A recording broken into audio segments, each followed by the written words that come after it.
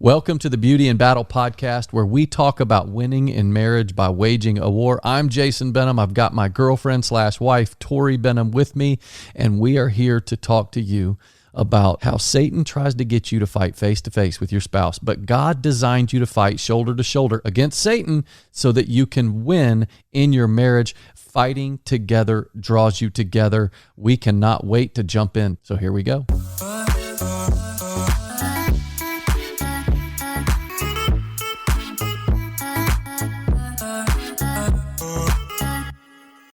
So today we're talking about how to help a hurting spouse. Like when Tori punches me and I'm hurting really bad, and what can she do to help me out of that? That's the direction we're going. Yeah. No, I like this because I went through something a few months ago and Tori helped me out of it, and I've got some practical things that she did. And she didn't even know what she did. So I'm going to list them out because I think it's really helpful in terms of a spouse who's in the strong position and a spouse who's in the weak position. I mean, it happens to all of us in our marriage that sometimes some stuff happens. Yeah. We either get hurt physically or emotionally, relationally, whatever. And the stronger spouse, has to take an opportunity to help us out of it. So we're going to talk about that. But before we get going, Tori has like this really rock star joke somebody sent us. Who sent it? Okay. I have a joke from Shelly Carpenter. And she said this is from her niece, Elizabeth.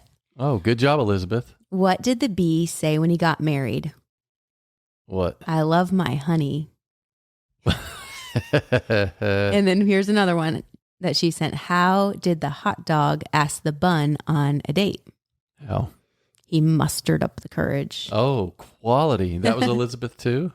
That was also Elizabeth. Good job, Elizabeth. And one more. What do you call a happy cowboy? No idea. Jolly Rancher. Okay. So use those around your dinner table tonight for the kiddos. Yeah. Thank you, Elizabeth. Okay. Let's jump right into this.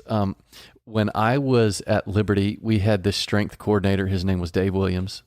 Mm-hmm. And I remember I was at Liberty back in the 90s, and this guy was ranked like top 5 strength trainers in all D1 colleges. He was in the top 5, and he had come from University of Washington, and he had all these great sayings. But one of his best sayings, he always said to us that a bunch of us dudes that played baseball at Liberty still remember.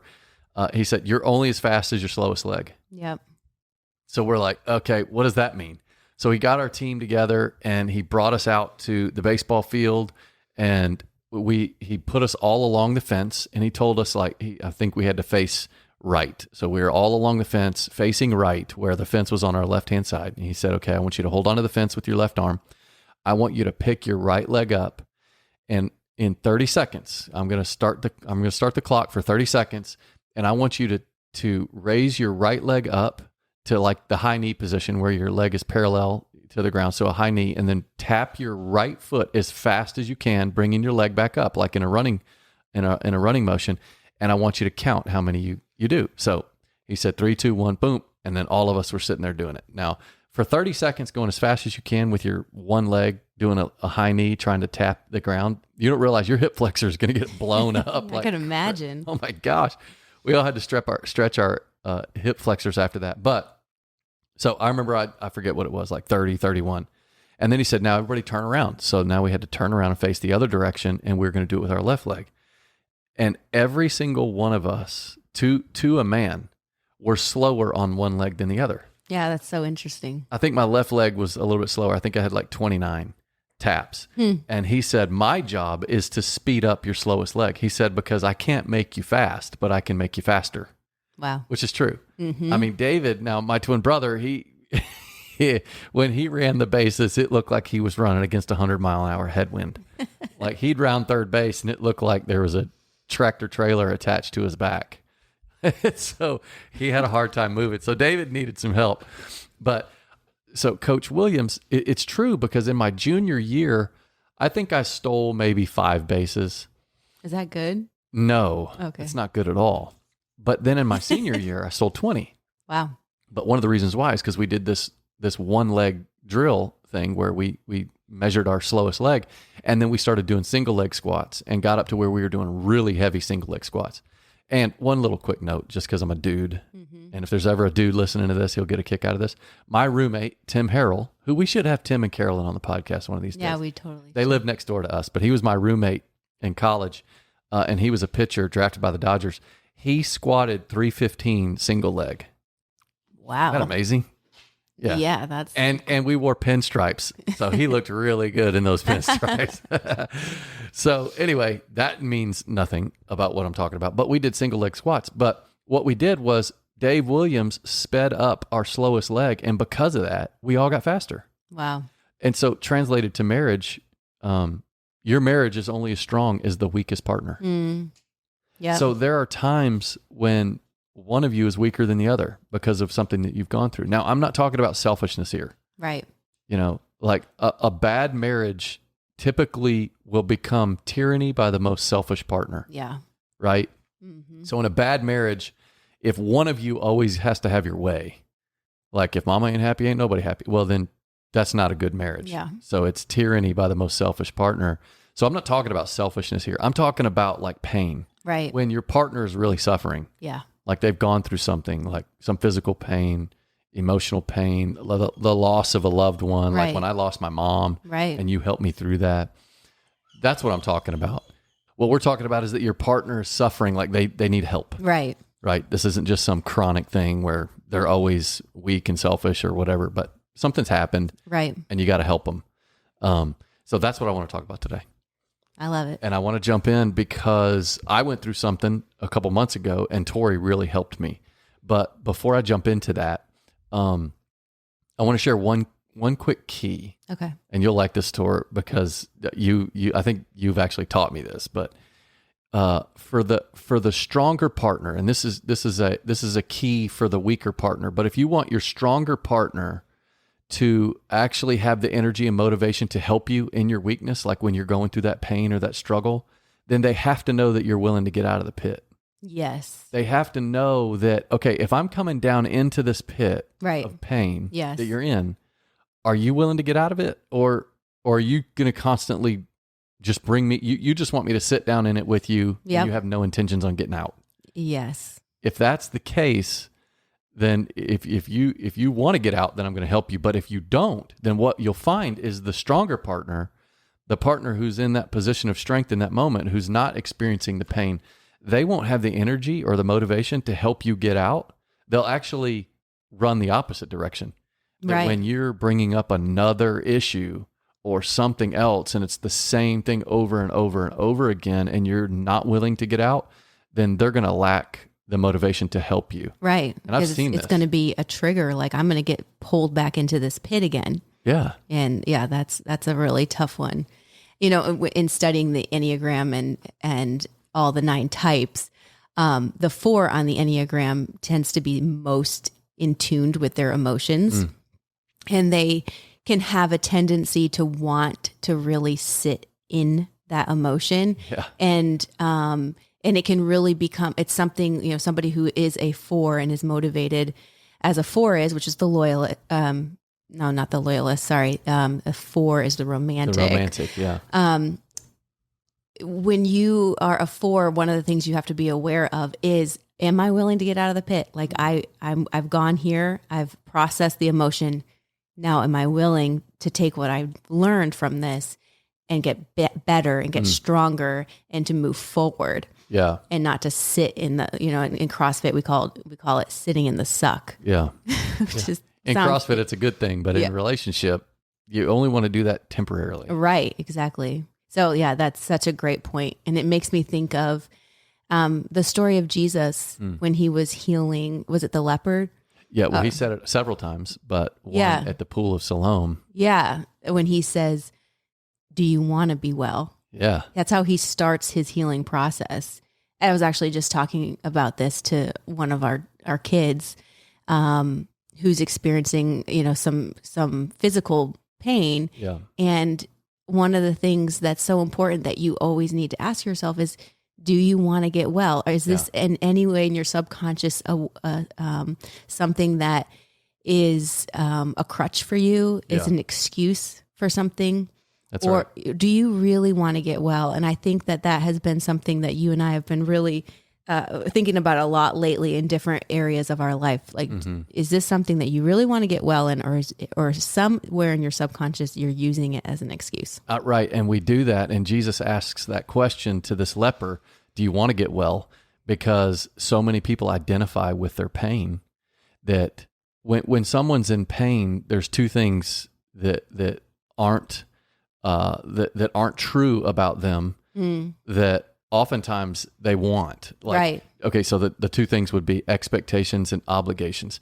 Because they don't want expectations or obligations, therefore they'd rather just sit in their pain. It's like somebody who gets some type of diagnosis, like, I don't know, whatever. Let's just say ADHD. Yeah. I'm not a fan of diagnosing people because then they often can use that as a crutch. Right. I'm not saying that you can't be diagnosed, but I am saying you just never want to identify. Yeah, you can't identify. It's like, sorry, I'm not, I didn't get that assignment done. I have ADHD. Yeah. Sorry, I didn't get that or job so often done. we say, yeah, I'm ADHD. It's almost like ADD. I am. This is who I am. Yeah. And so Jesus would say, well, do you want to get rid of that or don't you? Yeah. Because if you identify with it, then I'm not here to help you. Yeah. Right? Do you want healing? Do you want it? Right. There was a guy at our CrossFit gym who was always complaining about some little ache or pain, and therefore he never really pushed himself hard in CrossFit.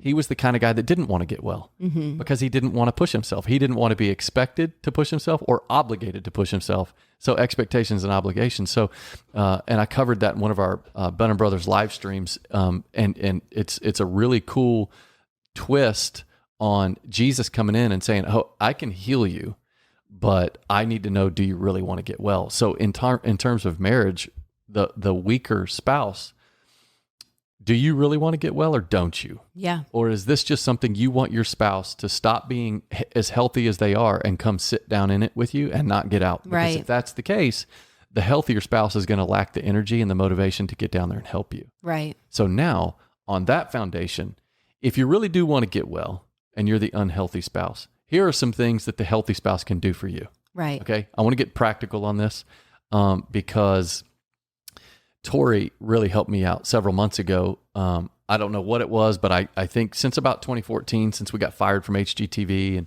and David and I went on this whirlwind speaking tour and starting several other small businesses and writing books and all that kind of stuff, I really worked myself too hard, like very hard. Yes. On top of being a 1 on the Enneagram, which means I felt guilt when I couldn't do certain things.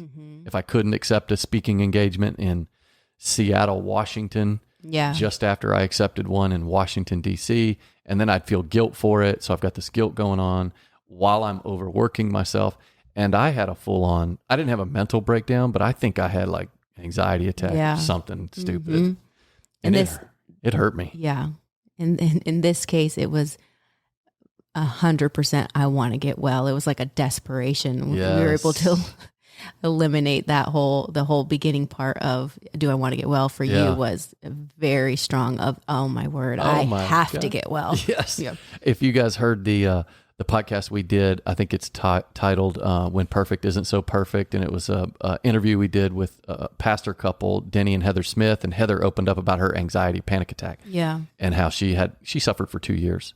By God's grace, my suffering was probably a month, maybe 6 weeks. But Tori really helped me through that. And some of the things that she did, I was just talking with her earlier and I said, honey, we gotta talk about the aspect of marriage of how to help a hurting spouse when you go through pain.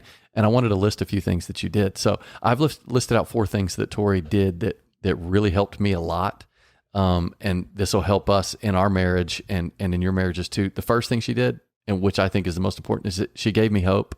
She gave me a vision for being healed. Wow. You want to say something? Yeah. When you're saying that, I'm just thinking about just the last several years, how the Lord has really convicted me and shown me in Scripture just the importance of pursuing prophecy. Yeah. Which prophecy is just simply the building up of the body. Right. And actually, my best friend from childhood, Nicole Milo, well, her name is not Nicole Milo anymore. Yeah. Nicole Cook.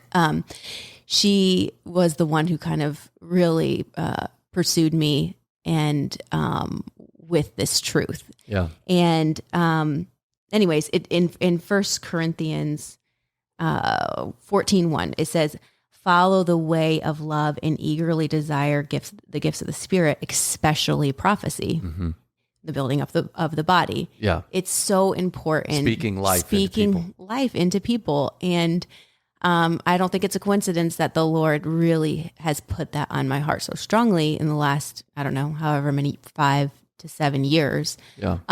Because I think the first thing that came to mind when you were struggling was to go to the Lord and say, what can I speak into him? Yeah. Give me the words. What would you say to Jason? I want to be your voice. Yeah. What are you saying?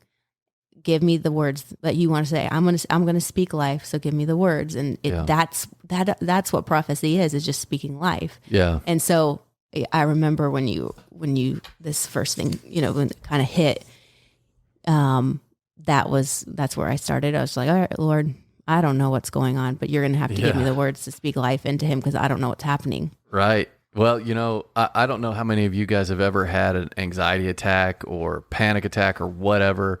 All I know is that I was in a bad place for several weeks, where I just felt like this constant gut ache.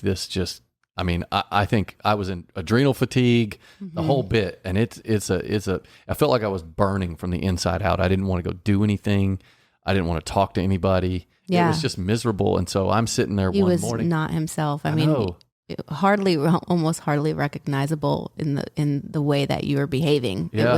It was odd, and it was honestly scary. I was losing weight, and I'm just like, okay, this is crazy. Now, I always like to say I'm a good virus away from having a decent set of abs, but I didn't want to lose weight this way. So, but I was sitting one morning and I was praying. I was sitting by our fireplace, and Tori just walked up, put her arms around me, and she said, honey, you're going to get past this. I prayed to the Lord for a word for you, and I really think that he's saying this is just for a season, and it's not going to last that long. Like, giving me hope like that. And then she just went and walked off and started doing her devos on her own, because we typically do our devotions on our own in the morning and then come back together. That touched me so much, I started crying right there. And I'm not like a cry guy, I'm not like David. He's a boohoo fest. But that right there, the first thing that she did, she gave me hope, a vision for being healed. When she spoke life over to me like that, over me, like, if you're going to help a hurting spouse, start with speaking life. Yeah. Because you will get out what you speak in. So that's the first thing she did. Second thing, she paused her issues for my issue. Now, this is why it's so important for the hurting spouse to want to get well. Because if I didn't really want to get well, and I just found my identity in being someone who struggles with anxiety attacks then now Tori has to wait on me hand and foot, and I don't have to be expected or obligated to help her with anything. Well, then that's great for me, because I'm just going to sit here and be selfish, right? If I didn't give her that feeling of I want to be well, then her pausing her thing for my thing would burn her out. So, but because she knew that, what she did was she basically put her stuff on hold for mine. I remember probably 2 weeks after I was kind of struggling, and just we're talking to several doctors and getting blood work done and all sorts of stuff. And I was like, honey, how are you feeling? She's like, well, I don't really have time to worry about me right now. Let's just get you taken care of. And that honestly made me want to, like, hurry up. All right, Jason, let's get my stuff handled here. I got to be the man again. Right? So she paused her issue for my issue.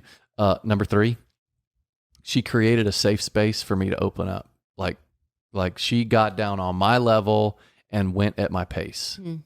And I've read books I've read several things, articles or whatever, on anxiety. And I've read a book on anxiety too, and read several other things.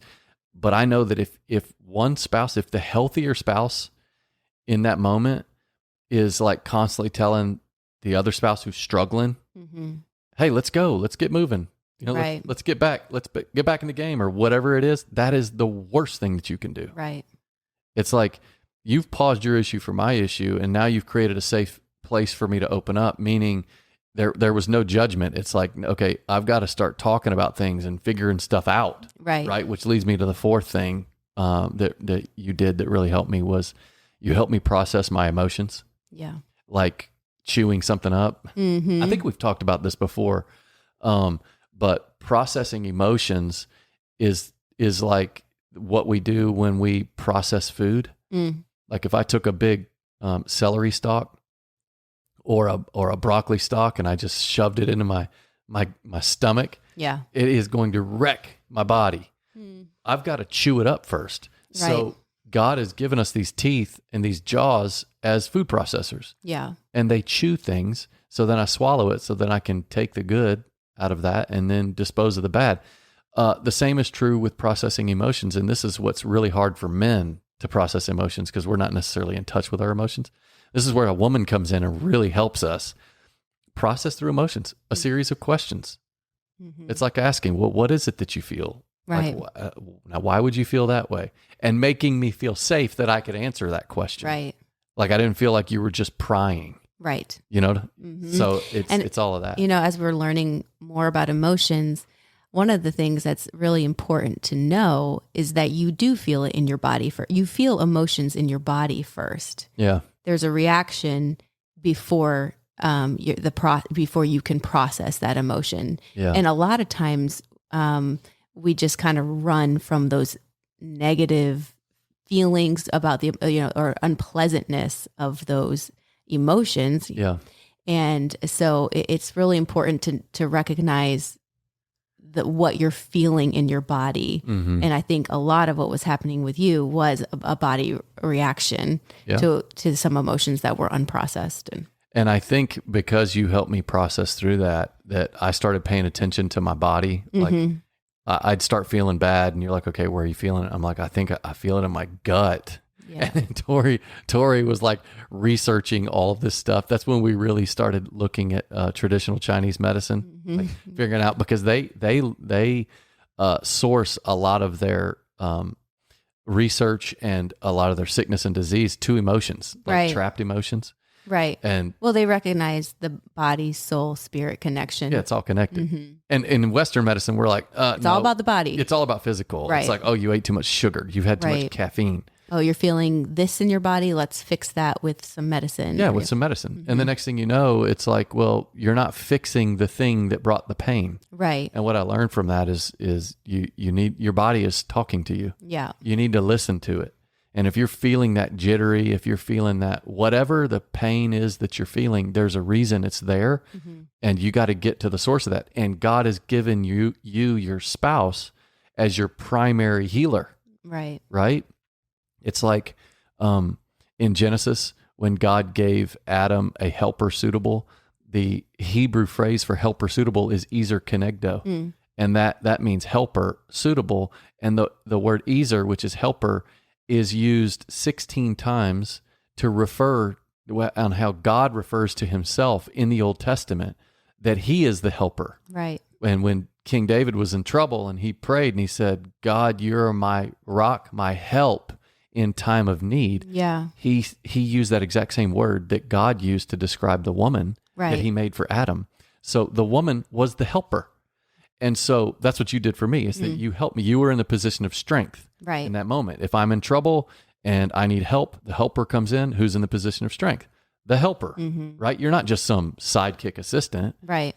But the same is true when the roles are reversed. If you, Tori, as the wife, are going through a hard time, then I've got to come in as a helper. Right. And what does that help look like? Well, those 4 things that you did for me. And I want to wrap this up with that. But then I do want to jump in to a future podcast, maybe the next podcast, on what we can do if we're the hurting person. So we want to get well, and our spouse is doing some things to help us. What can we do as a hurting person? I think, Tori, you've got some good stuff on that. Maybe we'll get into that on our next podcast. But the thing that you can do as the stronger spouse to help our hurting spouse is you got to give them hope, which is give them a vision that they can be healed and that God's in this thing, right? Pause your issues for their issue, right? Create a safe space for them to open up, and then help them process their emotions. And if you do this, I promise you, what you'll find is that you'll have that strength back in your relationship once again, but you'll actually be stronger. Because I have a thankfulness and a gratitude for you now that's even greater than it ever was, because of the way that you helped me out with Yeah. with my little issue. that And we needed a drew, tissue. we grew closer in the process. I mean, that's what relationship is, Yeah. you know, being vulnerable, being open, and being the helper, and being a giver and a receiver. That's what relationship is. And so when we have these opportunities, they're really special. And even in the moment, maybe it felt a little overwhelming and it was hard, but I honestly think that we'll look back at that time in our lives forever as a time that we grew even closer. Yeah. And if you're a dude listening to this, if you show your wife humility and vulnerability combined, I promise there's a big payoff for that. So just saying. Please. Okay. End us, Tor. Let's do a would you rather. Okay. This isn't a gross one, is it? We'll find out. Would you rather have a hat made of sticky, itchy cotton candy stuck on your head, or shoes made of slippery, gooey slime stuck on your feet? Oh, I'll take the shoes all day long. Like the dude on Cloudy with a Chance of Meatballs. He had those shoes he couldn't get off. Oh, Yeah. I like that. Okay. Slippery, gooey slime stuck on your feet. It is. Yeah, I'll take that. All right. Thanks for listening, guys. We'll be here next week. All right. See ya. That's a great ending.